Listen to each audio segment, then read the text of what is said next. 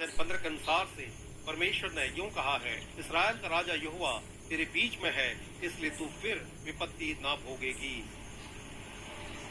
You may say demons are around me. आप कह सकते हैं मेरे चारों तरफ शैतान है, Losses and pain are around me. मेरे चारों तरफ हानियां और दर्द है, Ingratitude is around me. मेरे चारों तरफ कृतज्ञता है, Weakness is around me. मेरे चारों तरफ कमजोरियां हैं। God says, now the king is with you. लेकिन अब परमेश्वर कहता है, अब राजा तेरे साथ है, King is around you. राजा तेरे चारों तरफ है। I am the king of kings. मैं राजाओं का राजा हूँ। I have defeated death, conquered the powers of darkness, and I have come alive. मैंने अंधकार की शक्तियों को हराया है और अंधकार को हरा करके मैं जीवंत आया हूँ। I, Jesus, am with you. मैं यीशु तुम्हारे साथ हूँ। Never again will you have fear of harm touching you. अब तुम्हें कभी भी यह भय नहीं होगा कि कोई हानि तुम्हें छू सके। Harm will not touch you.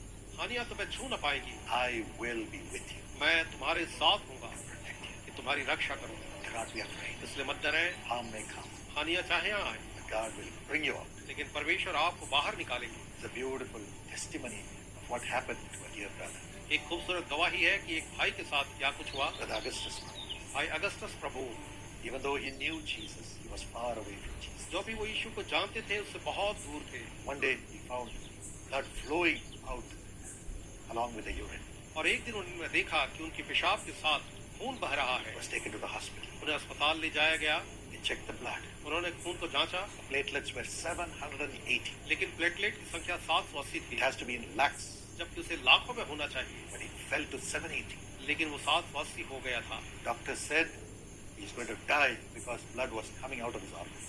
Doctor ने कहा कि अब वो मर जाएगा क्योंकि उसके अंगों से खून बाहर निकल रहा है। His wife cried, उनकी पत्नी रोने लगी and the fear of death engulfed this brother. और इस भाई को मृत्यु के भय ने पूरी तरह जकड़ लिया। With all this agony, the wife ran to a Jesus Calls prayer tower इन सारे दुख के बीच में उनकी पत्नी भाग करके यीशु बुलाता है प्रार्थना भवन में आई and said, please pray that God will save my husband. और कहा कि मेहरबानी से प्रार्थना करें कि परमेश्वर मेरे पति को बचा ले। Prayer warriors cried along with her, और उसके साथ प्रार्थना योद्धाओं ने रोकर प्रार्थना की and the prayer warriors said, surely the Lord is touching your husband now. और प्रार्थना योद्धा ने कहा निश्चय ही परमेश्वर आपके पति को इसी समय छू रहा है। At the same time, the husband felt somebody touching him in the ICU. और उसी समय उसके पति को लगा कि आईसीयू में मानो किसी ने उसे छू लिया है। Miraculously, the readings began to change. और चमत्कारिक रूप से उसके रीडिंग्स जो थे वो बदलना शुरू हो गए। From 780, it went on to 7,000.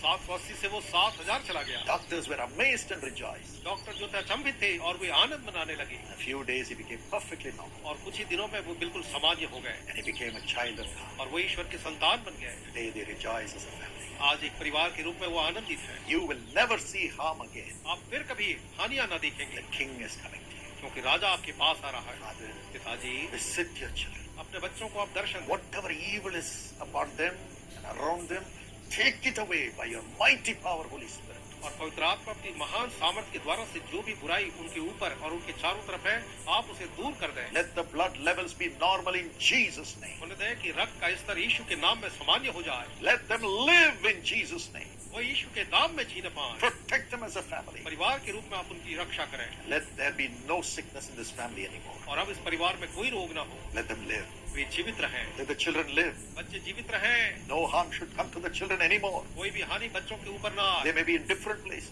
वे अलग अलग स्थानों पर हो सकते हैं प्रभु जी, Let the divine protection of God be upon them. किंतु परमेश्वर की ईश्वरीय सुरक्षा उनके ऊपर Let the soul of each person be protected and blessed. हर एक व्यक्ति का प्राण जो है वो सुरक्षित और आशीषित हो। No evil person, no evil devils, no harm, no accident should ever touch them, Lord कोई Jesus. दुष्ट लोग, कोई शैतान और नहीं कोई हानि और कोई एक्सीडेंट उन्हें कभी भी छूने न पाए। यीशु, No accident should touch them. कोई भी एक्सीडेंट उन्हें छूने न पाए। Protect them. उनकी रक्षा करें।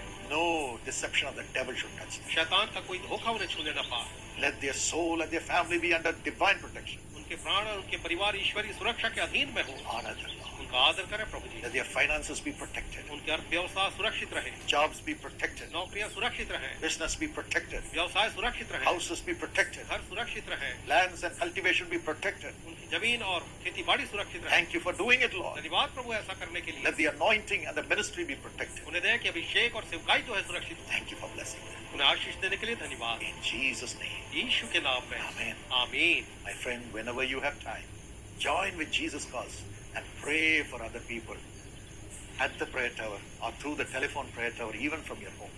प्रिय भाई और बहनों, अगर आपको जब भी समय हो तो आप यीशु बुलाता है प्रार्थना भवन या अपने घर में ही टेलीफोन प्रेयर लाइन के द्वारा औरों के लिए प्रार्थना Call करें। this number that's on the screen. इसलिए स्क्रीन पर दिए नंबर पर फोन And करें become a prayer intercessor voluntarily, and you can pray for others whenever you have time. और स्वयं सेवक प्रार्थना योद्धा के रूप में जब आपके पास समय हो औरों के लिए प्रार्थना करें। They will train you. हम आपको प्रशिक्षित करेंगे God will use you, और प्रभु आपको इस्तेमाल करेंगे and you will be under divine protection. और आप ईश्वरीय सुरक्षा के अधीन होंगे। Amen. आमीन। God bless you.